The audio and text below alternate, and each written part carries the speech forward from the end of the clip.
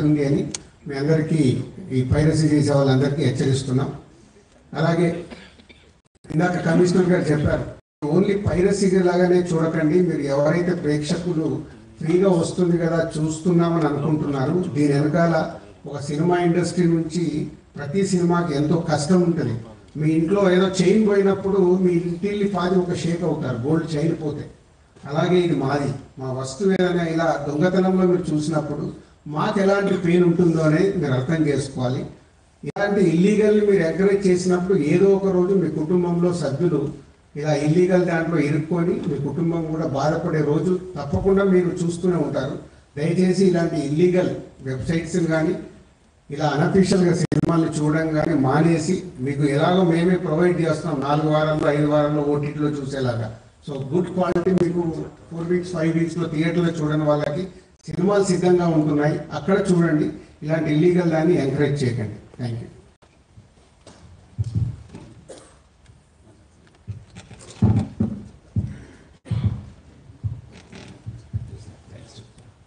అందరికీ నమస్కారం. చాలా సంవత్సరాలు బట్టి ఈ పైరసీ అనే మహమ్మారికి బాధపడ్డా మేము ఎలా తప్పించుకోవాలి, ఎలా బయటపడాలి అని చాలా వరి అవుతుండేవాళ్ళం. ఇది ఫిల్మ్ ఇండస్ట్రీ మీద డైరెక్ట్గా ఇండైరెక్ట్గా లక్షలాది మంది ఆధారపడి ఉన్నారు. ఇది ఏ ఒక స్టార్స్తో, పెద్ద డైరెక్టర్లతో, పెద్ద నిర్మాణంతో కాదు. ఒక లైట్ బాయ్ దగ్గర నుంచి, చిన్న మేకప్ మ్యాన్ దగ్గర నుంచి, థియేటర్స్ దగ్గర గేట్ కీపర్ దగ్గర నుంచి ప్రతి ఒక్కరు ఇంట్రెస్ట్ మీద ఆధారపడి ఉన్నారు. ఇంతమంది కష్టాన్ని ఒకడు అప్పనంగా వచ్చి దోచుకుంటుంటే, దౌర్జన్యంగా వాడు ఎదురు సవాళ్ళు ఇస్తుంటే ఇది తట్టులేని పరిస్థితి.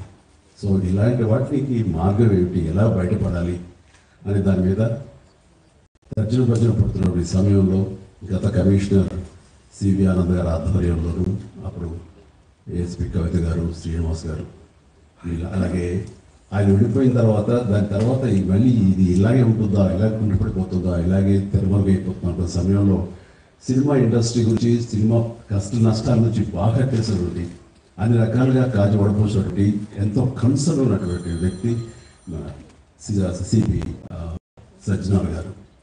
ఆయన చూపించిన చొరవకి, ఆయన ప్రెసిడెంట్ ట్రయల్స్కి, మిగతా ఆఫీసర్స్ అందరూ సహకరించడానికి ఈ రోజున ఎవరైతే ఛాలెంజ్, ఏ పైరేట్ అయితే కనుక ఛాలెంజ్ విసిరేయడం దమ్ముండే చూసుకోవడానికి అతన్ని ఈ రోజున పట్టుకోవడానికి వారు సహకరించారు.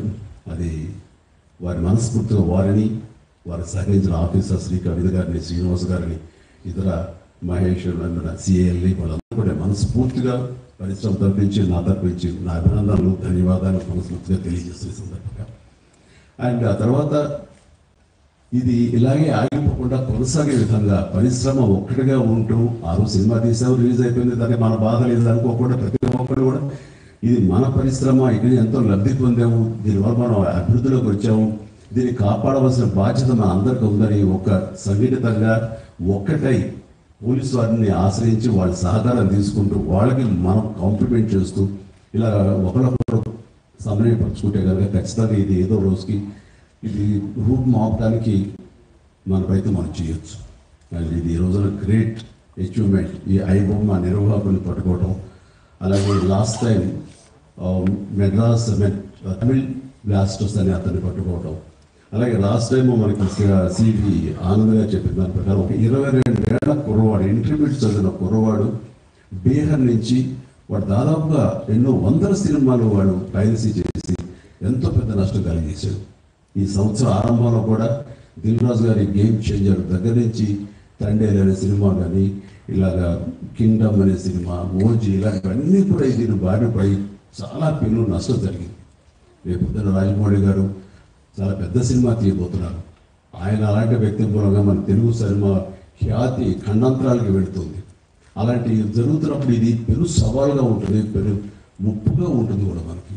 సో మమ్మల్ని అర్థం చేసుకున్నారు, మా బాధను అర్థం చేసుకున్నారు. ఇవన్నీ సాధించాల్సింది ప్రభుత్వాలు, అక్కడ పోలీస్ డిపార్ట్మెంట్లు. సో వాళ్ళు చేసి చక్కగా చేసి ఎంతో సమర్థవంతంగా సహకరించి ఇది రాబట్టేందుకు మనస్ఫూర్తిగా మరొకసారి ధన్యవాదాలు తెలియజేసుకున్నాను. జై హింద్.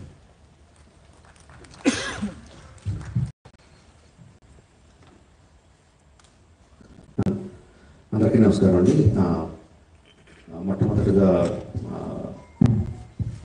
సజ్జనార్ గారికి, అంతకుముందు సివి ఆనంద్ గారికి, entire police department of Hyderabad and తెలంగాణకి మనస్ఫూర్తిగా కృతజ్ఞతలు, ధన్యవాదాలు తెలియజేసుకుంటున్నాను అండి. ఇది సినిమాలో సూపర్ హిట్ సీన్లా ఉందండి. విలన్ ఛాలెంజ్ చేస్తే హీరో యూత్ని 2 months తీసుకెళ్ళి కట్టకాలానికి అలా వేయనున్నది. బస్ మాస్టర్ హస్తంలాగా తన మీద తనే చేయబెట్టుకున్నాడు. Don't mess up with police, be careful, ఏం మాట్లాడతారు ఏం చేస్తారు అన్నది చాలా గట్టిగా చెప్పారు సజ్జనార్ గారు and entire police department. Thank you very much sir. ఒకటే చెప్పదలుచుకున్నాడే, నథింగ్ ఈజ్ ఫ్రీ. మనకి జీవితంలో దొరికే ఏ వస్తువు కానీ ఏ విషయం కానీ ఉచితంగా రాదు. దాని వెనకాల హిడెన్ కాస్ట్ ఉంటుంది. ఆ హిడెన్ కాస్ట్ చాలా భయంకరంగా, చాలా దారుణంగా, చావు వరకు తీసుకెళ్లే వరకు ఉంటుంది. సినిమాలు ఏముంది, ఫ్రీగా చూస్తున్నాం కదా, అంతే కదా, దీంట్లో పెద్దది ఏదో ఉంది అనుకుంటున్నారు. బట్ ఆ పైరసీ సినిమాలు చేసి ఏమీ సంఘసేవ చేయట్లేదండి. వాళ్ళు ఫ్రీగా ఏం చేయట్లేదు. అంత పెద్ద పెద్ద వెబ్సైట్లు, అంత పెద్ద పెద్ద సర్వర్స్ అవన్నీ హోస్ట్ చేయాలంటే చాలా ఖర్చు అవుతుంది. దానికి అంతా ఆ డబ్బంతా ఎక్కడి నుంచి వస్తుందండి?